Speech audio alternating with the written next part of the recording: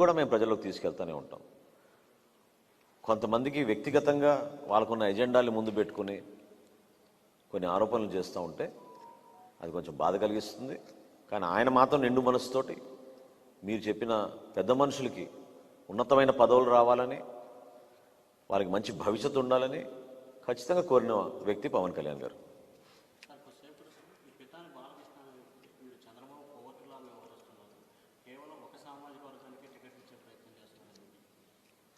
అలా ఏ పార్టీ కూడా చేయలేదండి. నేను అన్నట్టు ప్రజాస్వామ్యంలో 175 నియోజకవర్గాలు అట్లా చేయగలుగుతామా చెప్పండి? సో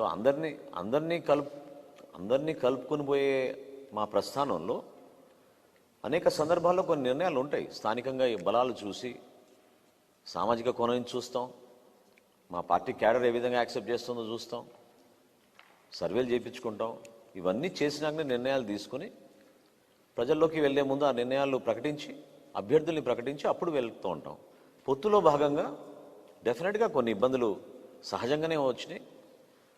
మేము అనుకున్న స్థానాలు మేము పోటీ చేస్తుంటే బహుశా వాళ్ళకి ఆ ఇబ్బంది ఉండేది కాదేమో.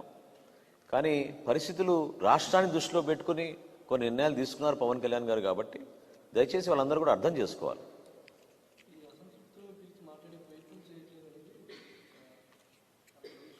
లేదండి, చేస్తూనే ఉన్నారు. ఆ ఎక్సర్సైజ్ పార్టీ ప్రెసిడెంట్ గారు ఆల్రెడీ చేస్తూనే ఉన్నారు, కొనసాగుతూనే ఉన్నారు.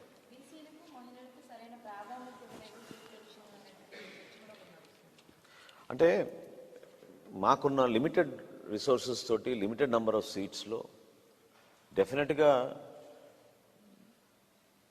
వినబిలిటీ అనేది ప్రధానమైన ఫ్యాక్టర్ ఏ రాజకీయ పార్టీకైనా.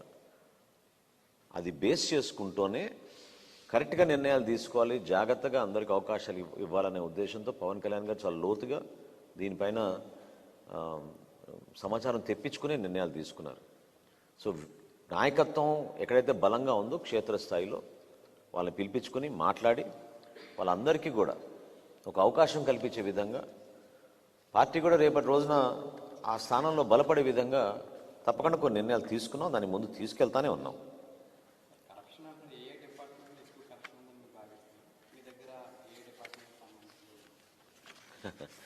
అంటే ఇండియన్ ఇన్స్టిట్యూట్ ఆఫ్ మేనేజ్మెంట్ అహ్మదాబాదే రిపోర్ట్ ఇచ్చింది.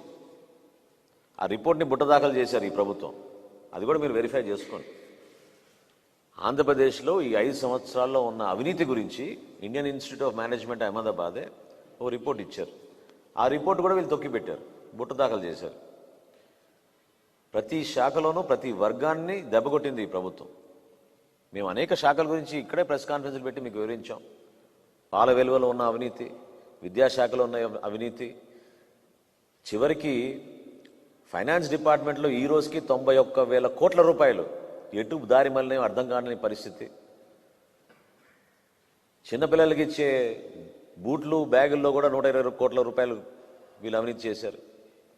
నాడు నేడు అన్నారు, అది అవినీతి చేశారు. రైతు భరోసా కేంద్రాల్లో జరిగిన అవినీతి ఎట్లా మర్చిపోతాం?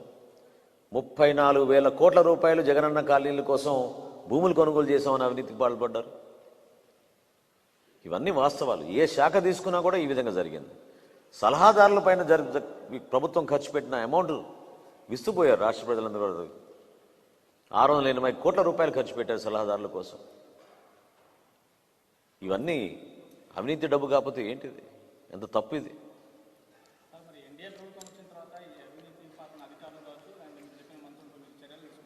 డెఫినెట్గా ఖచ్చితంగా తీసుకుంటాం చర్యలు. వీళ్ళపైన వదిలే ప్రసక్తే లేదు. ఈ అవినీతి కార్యక్రమాల్లో పాల్గొనే అధికార యంత్రాంగం కూడా వాళ్ళు జాగ్రత్త పడాలి. చాలా పొరపాటు. మీరు ప్రోత్సహించే విధంగా వ్యవహరిస్తే తప్పకుండా మీ పైన కూడా చర్యలు ఉంటాయి.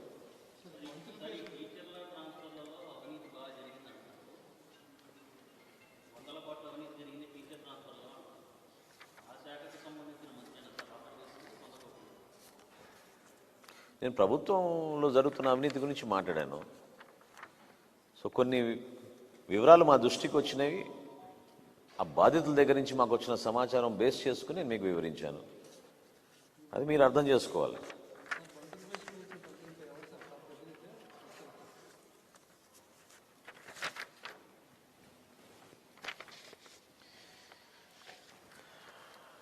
అమరావతిలో సెక్రటేరియట్ బీట్ కవర్ చేస్తున్న మన మిత్రులను అడగండి.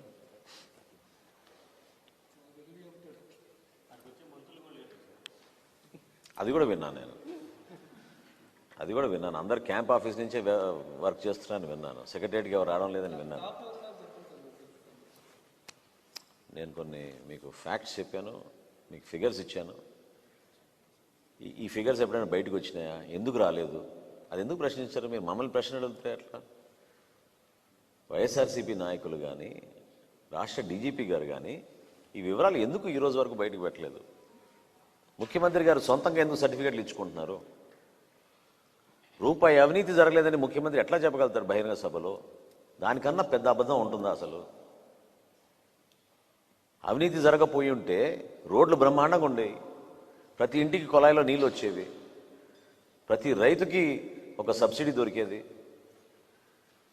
మహిళా సాధికారత జరిగేది.